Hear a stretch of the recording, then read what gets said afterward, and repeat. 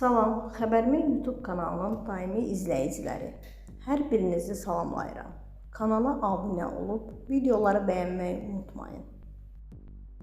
Meyxanaçı müğənni Samirə Yusif qızı maraqlı etiraf edib. Milli Az xəbər verir ki, bir gün verilişində qonaq olan sənətçi əməliyyat etdirdiyi üçün kəşkilərini dilə gətirib.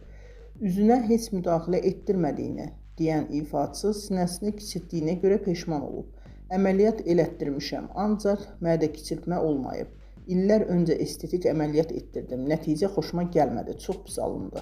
Sinə tərəfdən ağırlıq vardı, boynuma təsir edirdi. Həmin vaxt əməliyyat vacib idi. Amma çox peşman oldum. Gərək seçimim başqa olardı. Digər əməliyyatlardan isə abnoplastika və buxağımda liposaksiya olub. Üzümü dartdırmamışam. Qırışlarımı da görürsünüz. Alnımın da botoksu yoxdur.